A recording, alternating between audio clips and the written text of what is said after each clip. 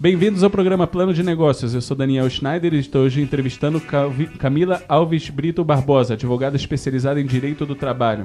Nosso convidado especial hoje é Rodrigo Veiga de Oliveira, da consultoria empresarial Sky Group. Bem-vindos. Boa tarde, obrigada. Olá, obrigado pelo convite, Daniel. Vamos lá, Camila, a gente tem uma série de perguntas aqui referente ao direito do trabalho. Primeiro, tem toda essa polêmica em volta de deslocamento do funcionário. Tem uma coisa que não está muito clara, pelo menos para mim, não do ponto de vista lógico. Eu entendo que se o funcionário se desloca para a empresa, isso é por conta dele, mas se a empresa faz o esforço para ir na residência do funcionário e trazer ele até a empresa, então conta como hora de trabalho. Isso é correto? Daniel, do aspecto moral justo, não, mas a legislação entende que se a empresa ela se responsabiliza por esse deslocamento, a responsabilidade é dela, seja na questão do pagamento desse horário, bem como em qualquer intempérie que aconteça, seja de acidente ou, enfim, qualquer coisa que aconteça nesse deslocamento é a responsabilidade da empresa. Está tendo alguma regulamentação nesse sentido no Congresso? Tem um projeto de lei que visa a regularização dessas horas em itinerário, porque tem uma grande discussão com relação não só ao acidente de percurso, como também se essas horas elas são computadas ou não dentro do contrato de trabalho desse funcionário.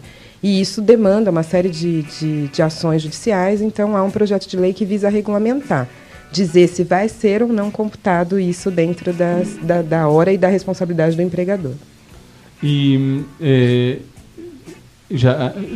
ainda vai ser regulamentado, a gente não sabe o que vai passar ou já tem um texto que define... O texto define que a responsabilidade permaneceria. Na verdade, ela está vindo para ratificar a discussão. Né? Existe a discussão hoje, ou não é responsabilidade, para que não haja divergência, essa lei vem para ratificar, em que a responsabilidade seja regulamentada em desfavor ao empregador. Então temos mais uma lei de desfavor ao empregador.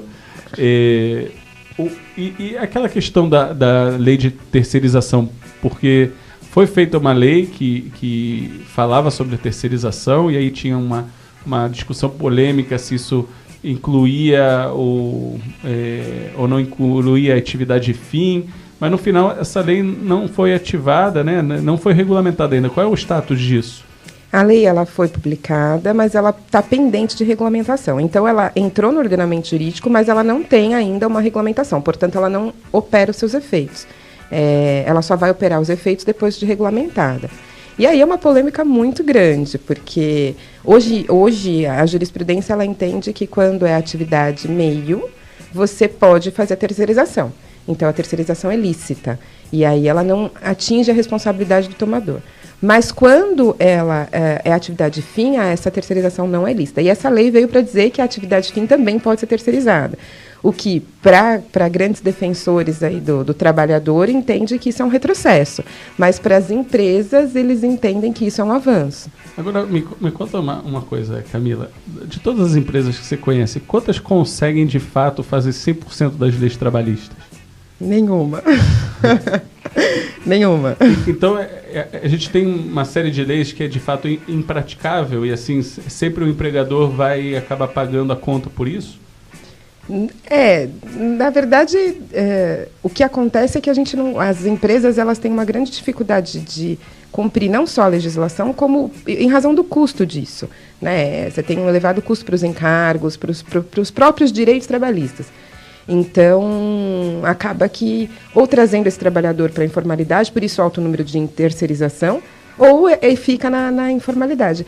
A grande coisa que todo mundo diz, o empregador é que acaba se prejudicando. Mas o que a legislação quer dizer é que o empregador é a parte que não é hipossuficiente. Então, ele... O que significa isso em português? Significa que ele é a parte mais forte da relação. Então, se alguém tem que pagar alguma coisa, é o empregador. Essa é a sistemática da legislação trabalhista. Ela não tem um sistema igualitário, porque ela entende que o trabalhador ele é mais fraco na relação jurídica que se estabelece. Não, mais fraco eu até entendo, mas tiram até dele o direito da escolha. Não é que a lei fala só em culpar o empregado. o próprio empregado não tem o direito de escolha muitas vezes do que ele quer fazer.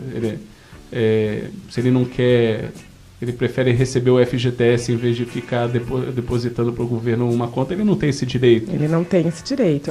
Ela engessa essa possibilidade de negociação, porque se o empregador faz de outra forma, em acordo com o trabalhador, isso acaba não tendo validade se ele estiver burlando a legislação. Então, eu não tenho essa opção. Nem em nenhuma das formas de contratação jurídica eu tenho essa opção. Então, se eu sou um PJ e eu tenho as características de uma relação de emprego, o empregador, o contratante dessa pessoa jurídica também está sujeito a uma reclamação trabalhista.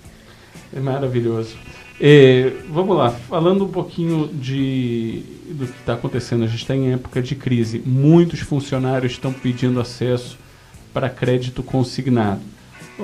Você conseguiria explicar o que é o crédito consignado e porque a gente vê até na mídia, na TV, propaganda ativa sobre convencer crédito consignado para o negativado, ou seja, a pessoa já está negativada e olha, vou te dar mais crédito ainda. Como funciona essa questão do crédito consignado? É legal fazer isso? A empresa pode? A empresa deve? O crédito consignado ele veio para dar uma garantia maior para a instituição financeira. Essa é a verdade, porque ele vem dentro de uma sistemática onde eu tenho como garantia o contrato de trabalho desse trabalhador. Então, é completamente legal. A empresa, a empresa fica meio que parada no sentido de aguardando essa solicitação. Então, o trabalhador vai até o banco, solicita o crédito e o banco faz uma solicitação da empresa para que essa empresa garanta esse crédito. Então, ele quer saber da empresa se esse trabalhador ele tem um salário, qual é o período de trabalho dele, porque vai ser descontado diretamente do lerite. Então, a instituição financeira tem a certeza que vai receber, porque quem vai repassar é a empresa. Mas qual é o interesse da empresa de aceitar isso? Se eu consigo olhar a cabeça do empresário e falar, eu vou negar sempre, porque se acontecer alguma coisa, ele é a garantia. Então, qual é o interesse da empresa? A empresa não tem nem interesse nem desinteresse, porque ela não fica responsável por aquele débito. Se ele não pagar, a empresa vai descontar dentro do limite legal. Então, por exemplo, eu mandei o funcionário embora, ele deve R$10.000 no banco e ele só tem 5 para receber. Eu, empresa, vou debitar o percentual dele e vou repassar para o banco. E eu não fico responsável por nada. Então, para a empresa, não é uma coisa que nem implique em algo positivo e nem implique em algo negativo. O que a gente diz é que se esse funcionário está endividado, para que ele tenha uma tranquilidade, a empresa não nega. Mas ela não tem a obrigação nem de aceitar e nem de negar. Ela não tem a obrigação, mas ela tem a escolha. Ela tem a escolha. Ela pode dizer sim, quero, porque como isso vai implicar diretamente no departamento pessoal dela, ela vai ter que incluir isso em folha de pagamento e mensalmente fazer esse repasse para o banco, ela pode dizer que não quer. Ou que ela não tem condição de viabilizar isso dentro de uma folha de pagamento. Mas nessa questão, a empresa, se ela autoriza para um funcionário, ela é obrigada a aceitar para todos ou ela pode particularmente decidir se ela aceita para cada funcionário? Normalmente tem que ser para todos, né? Os direitos têm que ser iguais. Se eu autorizo para um, eu autorizo para todos. O que a gente vê bastante é que esses créditos consignados, eles são já feitos conveniados com o próprio banco da empresa. Né? Então, empresa, eu faço minha folha de pagamento num determinado banco.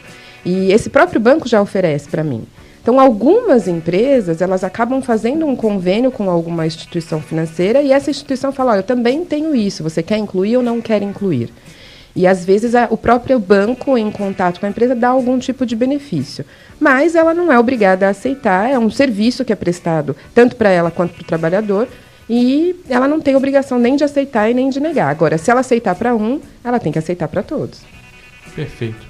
Nós estamos finalizando aqui nosso primeiro bloco do programa Plano de Negócios. Escutem um pouquinho de música e a gente volta daqui a pouquinho. Não aguento mais do mesmo, já são 5 anos na mesma função. Mudar de trabalho também é arriscado, posso cair em algo ainda pior. Eu já quero almejar cargo de diretor, mas são tantos assuntos que eu não domino, começando por números, gráficos. Como faço para ganhar mais? Talvez empreender, mas... Pense com calma, você não está sozinho. Mentoria Sky Group. Decisões de impacto começam aqui. 11 2847 4969. info@skygroup.com.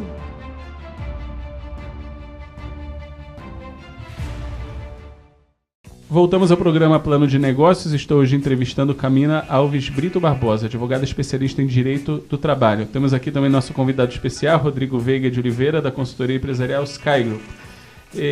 Camila, vamos falar um pouquinho sobre a crise, né? E as empresas estão tentando reduzir o custo, até mesmo para não demitir os funcionários. E aqui se cria uma situação de conflito, né? Por um lado, muitas empresas querem tentar manter o funcionário e a pergunta é o que a lei permite. Eu posso cortar benefícios com o plano de saúde, o plano odontológico? O que eu posso fazer para diminuir o custo um pouquinho da folha e não demitir os funcionários? Então, alguns benefícios, eles estão previstos nas convenções coletivas. As convenções coletivas, elas têm característica de lei entre as partes. Então, a gente tem lá uma hierarquia de legislação, que é a Constituição, a CLT, e as convenções, elas anualmente, entre os sindicatos, tanto dos empresários quanto dos empregados, é convencionado alguns benefícios. Se esse benefício estiver na convenção coletiva, eu não posso cortar. Eu não posso tirar, porque eu vou estar tirando um direito do trabalhador. E aí eu posso ser acionado judicialmente e ser cobrado esse benefício.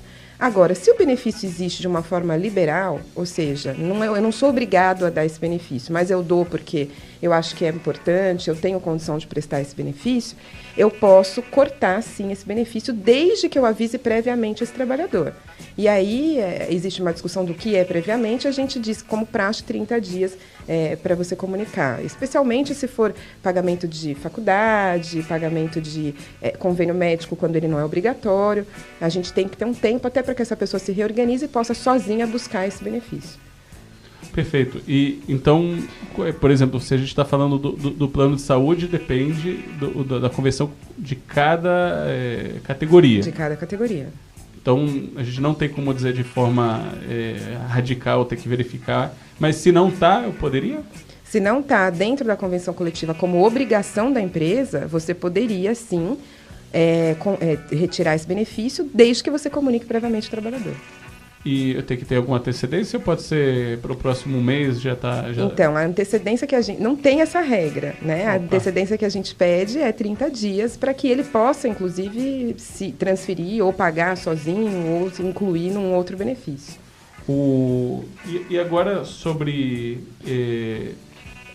por exemplo, tem muita empresa que permite para o funcionário... tem um feriado na quinta, então deixa ele pular a sexta, né, fazer uma famosa ponte.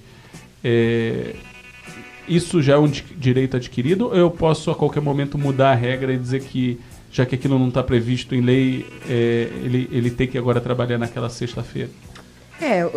A grande questão do direito adquirido é que todo mundo acha que se isso é feito sempre, já virou regra. E não é. A regra só existe se ela estiver regulamentada, se ela estiver na lei. Aí é regra, aí eu tenho que cumprir. Se ela não tiver, é uma praxe da empresa, a empresa pode a qualquer tempo fazer essa modificação. Só que desde que ela comunique de forma antecipada, porque o trabalhador precisa saber se ele vai ou não trabalhar naquele feriado, né? Ou naquela ponte que ele fez. Mas sim, ela pode mudar a regra. Se ela vem fazendo isso há 5 anos, ela pode mudar sem problema nenhum. E vamos seguir nessa questão. Aqui não é uma redução de benefício, mas para poder cortar custo, interessa para a empresa deixar que certos funcionários, por exemplo, trabalham 1 ou 2 dias de casa, ou home office. É permitido, não é? Eu tenho que fazer com todo mundo? Porque tem alguns que você tem uma natureza que podem trabalhar de casa, tem outros que naturalmente não daria para eles trabalhar de casa. É permitido, não é? Como funciona esse processo? Então, é permitido, só que você está fazendo aí uma alteração no contrato de trabalho dele. Então, o contrato de trabalho ele é personalíssimo. Então, por isso que te permite que com algumas pessoas você faça isso e com outras não. Então, eu tenho um motorista, como é que o motorista vai trabalhar de casa? Não tem essa possibilidade. Mas, em algumas atividades você consegue fazer isso, mas você precisa alterar. Então, eu preciso da concordância do trabalhador. Então, eu vou dizer para ele, olha, eu preciso reduzir custo, a partir de agora eu vou 2, 3 vezes na semana, não sei qual é a sistemática, você vai trabalhar de casa. E aí, aconselha-se que isso seja feito por escrito. Mas você pode sim levar isso, mas eu preciso da concordância. Eu não quero trabalhar de casa, eu não tenho condição de trabalhar de casa. Aí a empresa não pode fazer essa alteração de forma unilateral. E se o fato não tem o contrato escrito, ela de fato trabalhava 2 dias por semana de casa, ele ou ela, isso pode se voltar contra a empresa? Ela pode dizer que na verdade ela foi forçada? Porque ela, na realidade não tem nada escrito, então como isso vai ser visto depois? Se não tem nada escrito e a prática já existe, não tem como se voltar contra a empresa, porque tanto ela quanto a empresa terão como comprovar através de testemunhas que aquela prática ela já existe, independente de estar escrito ou não. Mas para resguardar o empresário, o empregador, a gente sempre pede para que as coisas sejam feitas por escrito, porque o trabalhador depois, ele às vezes se utiliza disso para dizer que realmente foi obrigado ou não teve opção. Então, quando a gente deixa as coisas por escrito, e com a anuência do trabalhador, fica mais fácil da empresa se resguardar. Desculpa, Sim, Daniel. Camila, até aproveitando essa consideração sua, que o trabalhador depois pode se voltar contra... alguns casos, alguns trabalhadores de home office querem debitar da empresa até despesas com internet, porque ele está trabalhando de casa e ele entende que ele não tem que pagar isso. Como você já viu casos desse tipo? Normalmente o home office ele já é uma contratação. Por isso que a gente pede para que as coisas sejam combinadas por escrito. Então, quando eu sou contratada em uma parcela dos meus dias em casa, eu combino com a empresa, né? Então, eu combino, parte da minha conta vai ser paga, ou você vai me fazer um pagamento a título de ajuda de custo, porque eu estou tendo um gasto com luz, com internet, telefone. Algumas empresas, quando elas modificam isso no curso do contrato, então eu trabalhava de segunda a sexta dentro da empresa, passei a trabalhar terça, quarta e quinta na minha casa. Então, só que eu tenho benefícios para ir para a empresa, vale transporte, vale refeição. Então, para compensar, as empresas não descontam esses benefícios. Então, olha, eu estou te dizendo assim, você não tem que se deslocar mais 3 vezes na semana. Então, eu teria que te cortar o vale-refeição e o vale-transporte desses 3 dias. Eu não corto e esse benefício fica incluído para compensar. Mas o fato é que se o custo é do empregado, e tem que ter uma conversa ou uma contraprestação pela empresa. Certo. Perfeito. E vamos seguir adiante. Tem muitas empresas que pagam extra para aqueles funcionários de confiança. Acontece que essas coisas são feitas em um determinado ponto do tempo, passa o tempo, agora a empresa está tentando cortar custo, e aí tem 2 opções. Ou que aquela pessoa não é mais de confiança, ou que a empresa está querendo se utilizar daquilo para tentar reduzir custo. É permitido reduzir esse custo extra, que se não me engano é 40%? Do salário do cargo de confiança? Então, o cargo de confiança, essa é uma grande polêmica, porque é uma discussão e as pessoas os trabalhadores especialmente, eles não gostam disso. Mas o cargo de confiança é uma condição. Eu normalmente, ou eu entro na empresa já com esse cargo por alguma razão, então eu sou gerente bancário, por exemplo, ou eu conquisto essa confiança com o tempo. Eu entro como um assistente, vou subindo de cargo e acabo sendo um gerente. Normalmente os cargos de confiança são de gerência para cima. Mas a legislação diz que a confiança, ela é paga num adicional. Ela não é ela é salário, ela tem natureza de salário, mas ela não é o salário base do trabalhador. Ela é um adicional que varia de até 40%. Então, quando a gente retira essa confiança, o trabalhador tem a impressão de que houve uma redução de salário, mas, na verdade, ela só retirou o adicional do cargo de confiança. Então, é possível tirar? Sim, porque da mesma forma que hoje eu confio em você, amanhã eu posso não confiar. Então, como é um adicional que está atrelado a uma condição, a empresa pode a qualquer tempo retirar isso. Tem apenas uma exceção, que é o Tribunal Superior do Trabalho editou uma súmula que, se eu pago o cargo de confiança há mais de 10 anos para esse trabalhador, eu posso retirar o cargo, mas eu não posso retirar a remuneração. Porque a legislação entende, a jurisprudência entende que, se está acima de 10 anos, já se incorporou ao patrimônio dessa pessoa e ela já conta com aquele benefício, aquele salário para pagamento das contas, para sua organização pessoal. Então, tirar depois de 10 anos, também a gente não sabe hoje por que foi 10 anos o número. Porque não 9, não 11. Não 11, não 9, mas é 10 anos o que a jurisprudência diz. Então, se passou de 10 anos para frente, eu não posso tirar a remuneração, mas eu posso a qualquer tempo deixar de ser o cargo de confiança.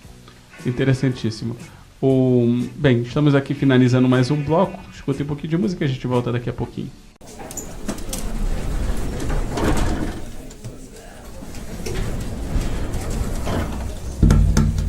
Marcaram uma reunião de última hora com o conselho da empresa. Metade das filiais não mandou as informações necessárias para você terminar o relatório. É o 3º ano que a empresa fecha no vermelho.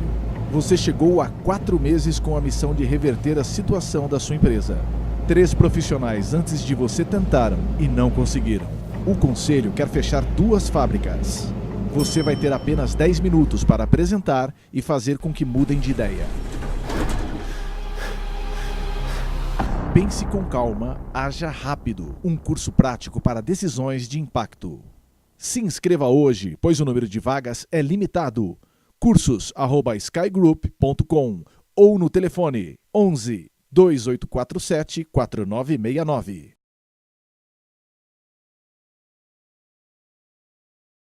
Voltamos ao programa Plano de Negócios. Estou aqui entrevistando Camila Alves Brito Barbosa, advogada especialista em Direito do Trabalho. E nosso convidado especial, Rodrigo Veiga de Oliveira, da consultoria empresarial Skygroup. Camila, a gente falou um pouquinho de como reduzir custos, mas vamos tentar continuar nessa linha, porque é o que o empresário está procurando como solução hoje em dia.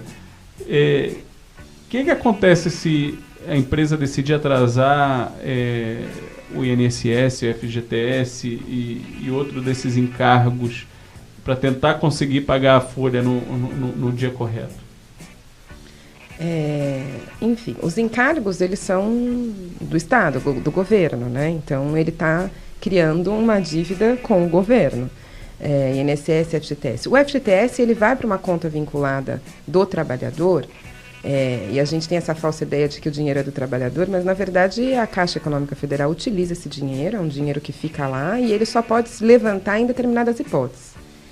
Então, nos 2 casos, se eu atraso ou se eu deixo de fazer esse pagamento, eu estou passível de algumas sanções administrativas, então eu posso sofrer uma fiscalização do Ministério do Trabalho, posso sofrer multa, e também sou obrigado a fazer esse recolhimento com as multas e os encargos devidos. Mas, de fato, essas fiscalizações hoje acontecem, considerando crise, que acho que se você fiscalizar hoje qualquer empresa, nenhuma vai estar atendendo e ela vai ter que demitir os funcionários. Não é melhor manter o trabalho do que forçar uma demissão, uma multa da empresa que vai gerar mais demissões ainda? De fato, os órgãos, seja Ministério Público ou Ministério do Trabalho, estão de fato fiscalizando e punindo as empresas? Na verdade, não é uma opção deles, né? Na prática, a fiscalização ela é demorada. Não é que ela não aconteça, ela é demorada, porque eu tenho um número muito grande de empresas para um número muito pequeno de fiscais. Então, é regionalizado, então eu dependo... o Ministério do Trabalho ele tem várias subsedes onde ele determina por área, mas o número de fiscais, infelizmente, é muito pequeno para atingir todas as empresas. Agora, não é uma opção do fiscal. A legislação determina que, se você não fez o pagamento, você sofre aquela penalidade. Então, ele não tem. O que acontece quando a questão é Ministério Público e envolve outras coisas, o Ministério Público acaba fazendo alguns termos circunstanciados para que você possa fazer esse parcelamento, né? De dizer para você, olha, empresa, você errou, não pagou, a multa é a penalidade, né? Então, eu vou agora fazer um termo circunstanciado para que você possa parcelar isso. O FGTS também é facilmente parcelável. Você consegue fazer isso diretamente na Caixa Econômica Federal. Mas tem que parcelar a totalidade, né? O que, às vezes, acaba dificultando para a empresa. Que a empresa, às vezes, quer parcelar de 1 ou 2 funcionários, mas a Caixa Econômica não permite. Ela tem que ser de todos os funcionários. Agora, o INSS, por ser um encargo social... a legislação, quando você não realiza esse pagamento, ela aplica uma multa às empresas. Agora, então, vamos me botar aqui na situação do empresário. Não tenho como pagar a folha. Divido o salário em 2 vezes, 50% no 5º dia útil e 50% 20 dias depois, ou deixo de pagar o FGTS e INSS? Qual a estratégia melhor? É triste dizer isso, mas financeiramente a estratégia melhor é você parcelar a folha. Por quê? Porque a gente não pode partir do pressuposto que a fiscalização é falha. Porque se a fiscalização for válida, o custo que você vai ter de multa e de autuação em razão do não pagamento do INSS é maior do que o que você vai ter em razão do atraso do pagamento do salário dos seus trabalhadores. Então, vamos dizer que o governo... O governo quer garantir o dele exato. Exato. As convenções coletivas das categorias, a maioria delas, elas determinam, para você ter uma noção, uma multa por atraso no pagamento de salário. Essa multa varia entre sindicatos, mas ela, em regra, ela é 10%. A multa do INSS é 20% por trabalhador. Só a multa, né? Sem a gente falar do auto de infração aí em razão do não pagamento. Eu fiquei sem palavras. Agora, uma área que tem muito problema nas empresas, gera muito custo, é as horas extras, né?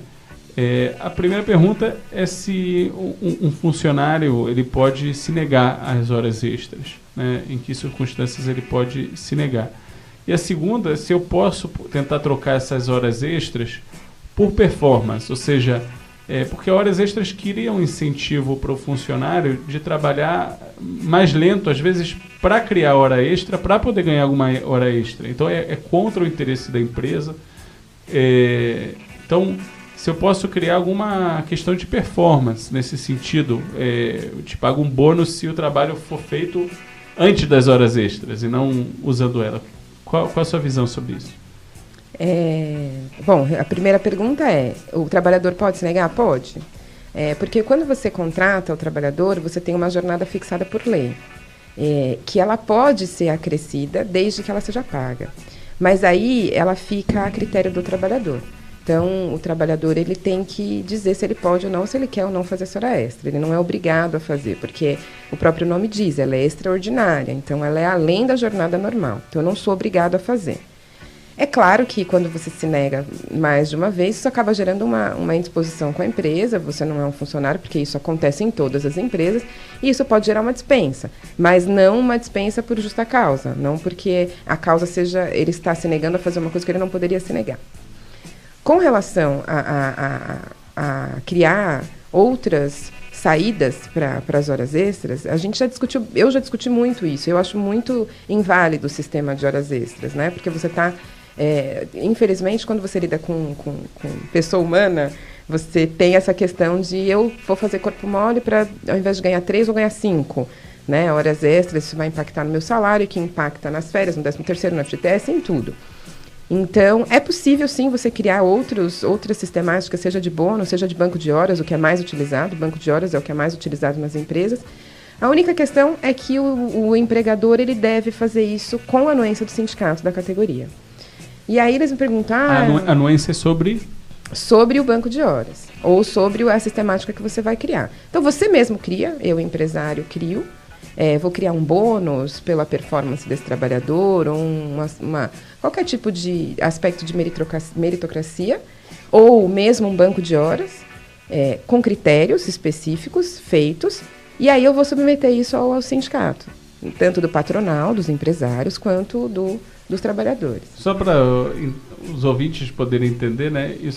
Isso pode parecer uma coisa bacana por um lado, né? Tá bom, eu vou para um órgão que vai cuidar dos interesses dos trabalhadores, vou negociar com eles, se eles aceitarem, se entende que um mínimo de interesse do trabalhador está de acordo. Mas tem uma questão aqui de propriedade intelectual e do mercado capitalista competitivo, né? Às vezes a forma de eu incentivar um funcionário é minha propriedade intelectual, eu sei fazer isso melhor que um concorrente, por isso que eu tenho funcionários mais motivados, mais incentivados, e por isso que eu produzo mais melhor. Então, no exterior eu consigo manter parte do sigilo do meu sistema. Aqui não, eu estou tornando ele público, eu estou indo para um outro órgão, estou abrindo exatamente como eu vou fazer, e ele tem que me autorizar, é isso? Na verdade ele não precisa de autorização, você precisa, para ele ter validade, você precisa depositar ele, o que você precisa quando você institui esse banco de horas, porque normalmente esse banco de horas ou esse sistema ele vai ser instituído com a empresa em funcionamento. Então, o trabalhador que é contratado depois que já está instituído, não tem problema nenhum. Agora, se você vai mudar as regras do jogo no meio do caminho, eu preciso comunicar ao sindicato, eu preciso que ele tenha conhecimento, para que tenha validade. A legislação determina que esse tipo de compactuação com o trabalhador, ela tem que ser submetida ao sindicato. Então, não é bem uma autorização. A autorização você vai ter mediante a Assembleia dos Trabalhadores. Você vai depositar isso lá no sindicato. Você pode pedir o sigilo dessas informações, você pode, inclusive, abstrair a parte sigilosa do documento, e depositar isso. E qualquer quebra de confidencialidade, o órgão é responsável. Entendi. Muito interessante. Estamos finalizando mais um bloco. Escutem um pouquinho de música e a gente volta daqui a pouquinho.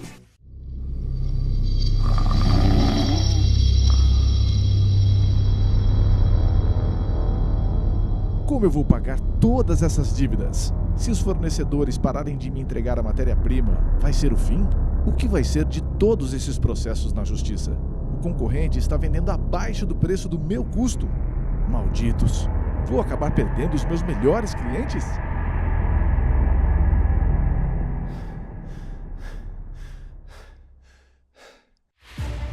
Pense com calma. Você não está sozinho. Conselho Consultivo Sky Group. Decisões de impacto começam aqui. 11 2847 4969. info@skygroup.com.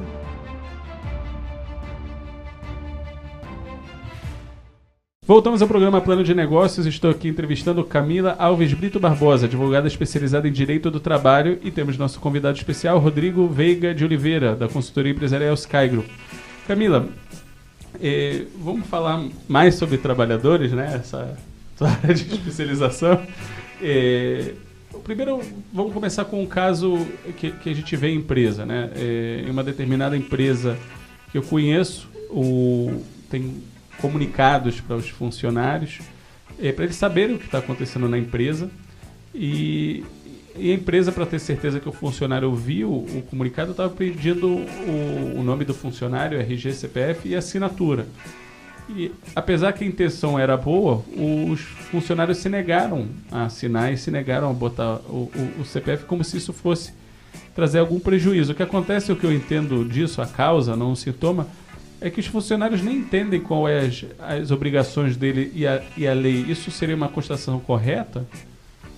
Sim, correto. A maioria dos trabalhadores, eles não têm conhecimento dos seus próprios direitos. A gente faz uma brincadeira muito, assim, às vezes até infeliz, mas é uma brincadeira que a gente faz, que os presos têm conhecimento dos direitos criminais e os trabalhadores não têm conhecimento dos direitos trabalhistas. Se você for numa cadeia, todos eles sabem o artigo que eles foram presos, qual é a complicação, a pena, etc., mas os trabalhadores não têm conhecimento. E o que eu vejo muito é que, em todo momento, eles acham que se eles assinarem alguma coisa, eles vão se auto-prejudicando, né? E é muito importante deixar aqui a informação de que os direitos trabalhistas, eles são irrenunciáveis. Então, eu não tenho como renunciar. Assinar um documento que a empresa está solicitando, ainda que seja um documento, ele abrindo mão de todos os direitos, ele pode contestar isso depois judicialmente. Então, assinar o documento, às vezes ele deixa de assinar um documento que é para ele mesmo, né, que beneficia exclusivamente ele, por puro desconhecimento. E muitos não querem nem ler, porque eles já acham que aquilo já está sendo feito de forma para prejudicá-los. Então vamos seguir um passo adiante e falar de um assunto que eu acho que nem os empregadores entendem muito bem e nem os empregados, que é os sindicatos. Tem empresa que paga para 10 sindicatos. No final, para que sindicatos uma empresa tem que fazer o pagamento ou repasse? Como funciona o relacionamento empresa-sindicato?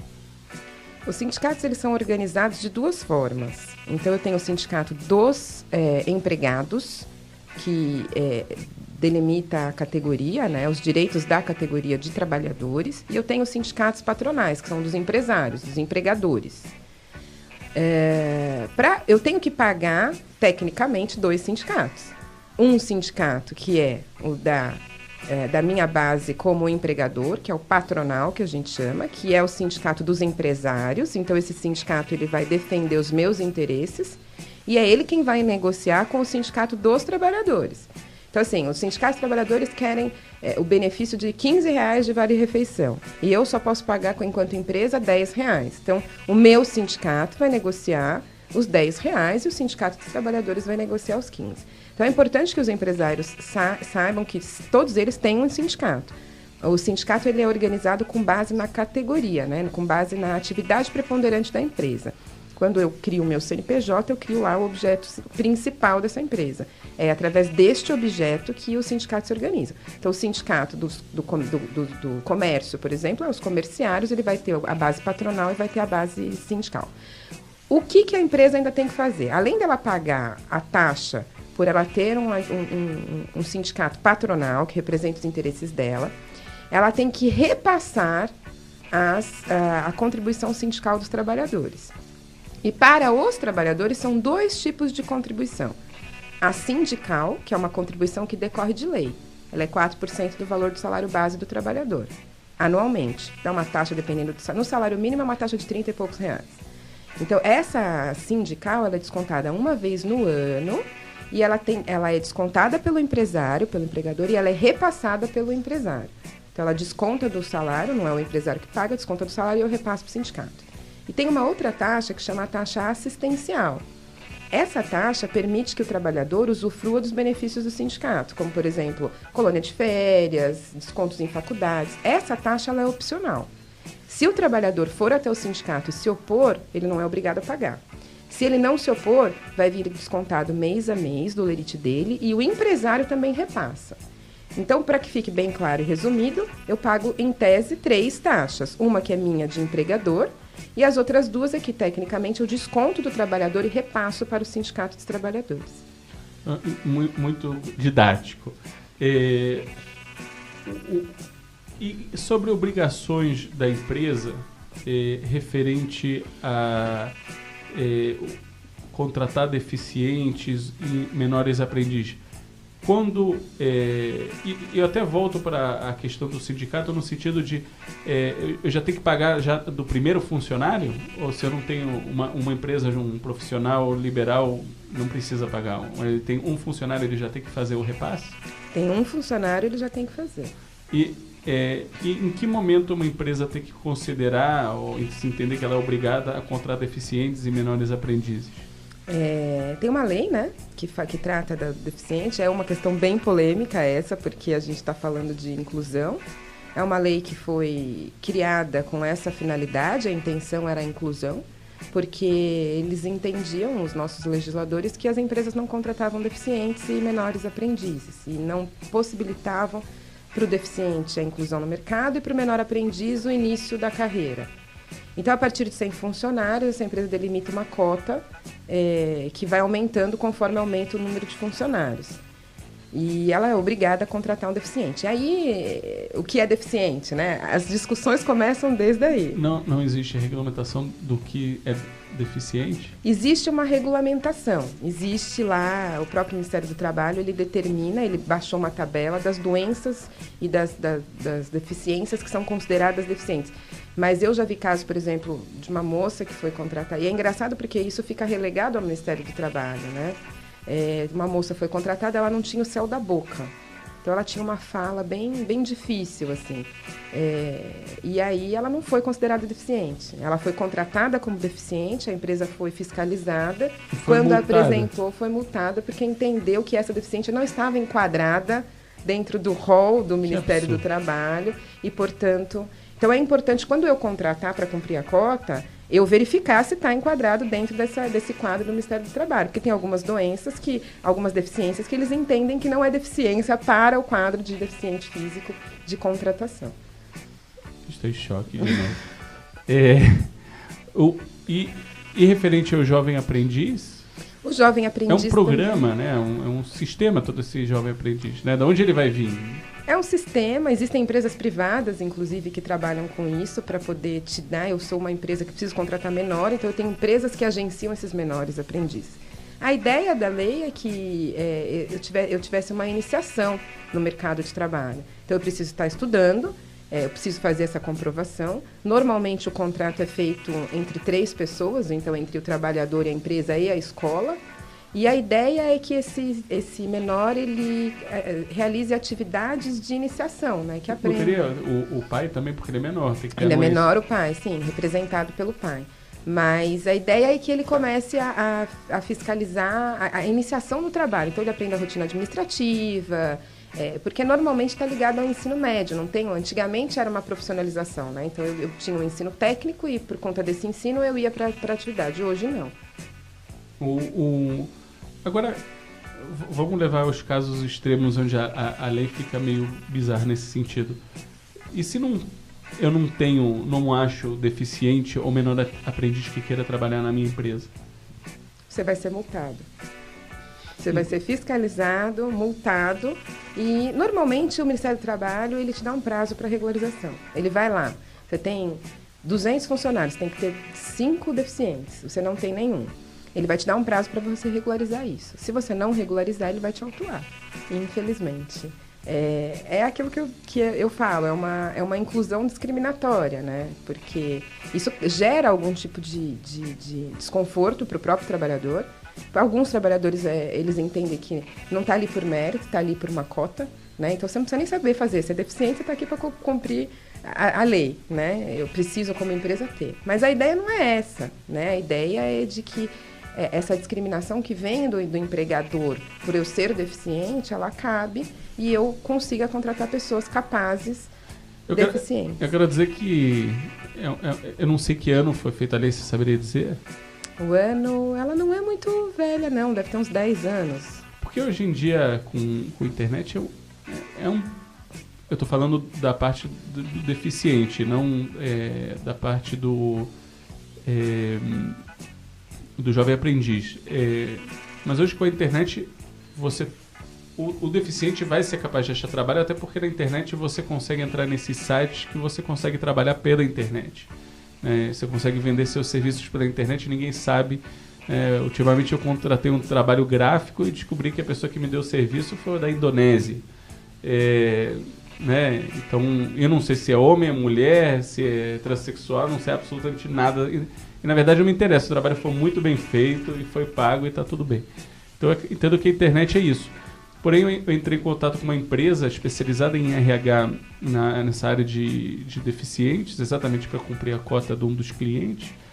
E ele ficou bravo quando eu contei essa história para ele, porque ele falou que a ideia é a inclusão social, não é somente dar trabalho para o deficiente, mas é que ele interaja com outras pessoas no local de trabalho. Ele ficou bem incomodado com a minha ideia de deixar ele trabalhar de casa. Eu estava tentando ajudar, eles ficaram incomodados. O que a gente discute, o que vem da discussão do projeto de lei é de que algumas atividades você precisa da presença da pessoa. E esses trabalhadores deficientes são discriminados. Então, na concorrência entre uma pessoa saudável e um deficiente, que se apresente para uma entrevista, o empregador, por questões práticas mesmo, ou às vezes por questão até de adaptação da empresa, um cadeirante, por exemplo, ele acaba preferindo a pessoa saudável. Então, existia, pelo entendimento do projeto de lei dessa legislação, de que uma discriminação em razão da condição de deficiência. Então, essa é uma das justificativas para que eu obrigue o empregador a ter um deficiente lá. Vamos dar mais uma ideia para os legisladores. Façam que a população dos deficientes pague menos impostos e, dessa forma, incentivando o empregador, que vai pagar menos imposto, e vai incentivar ele a contratar mais deficientes. E acabou. Eu acho que o problema é você ter que obrigar, na porrada.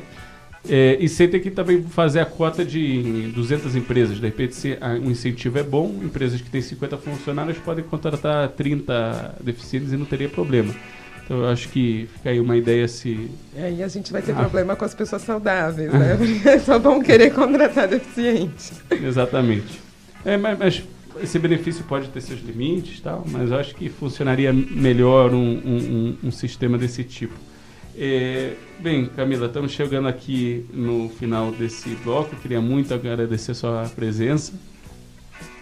Eu que agradeço, obrigada pela oportunidade. E é muito legal a gente poder conversar de dúvidas, de casos polêmicos, né? Porque nos chegam normalmente as dúvidas mais engraçadas e coisas, às vezes, que nem a gente sabe. A gente tem que buscar e tentar entender o que o legislador quis dizer. Então, eu agradeço muito a oportunidade e estou à disposição. E nosso querido Rodrigo Veiga de Oliveira, obrigado por ter visitado o nosso estúdio hoje. Foi um prazer, Daniel, obrigado. Também estou à disposição para os próximos convites aí. E para vocês, ouvintes, que têm perguntas para Camila, por favor, enviem para o e-mail produção.planodenegócios@megabrasil.com.br e nós estaremos muito felizes de trazer a Camila aqui de volta para responder às suas dúvidas e perguntas. Um abraço a todos e até a semana que vem.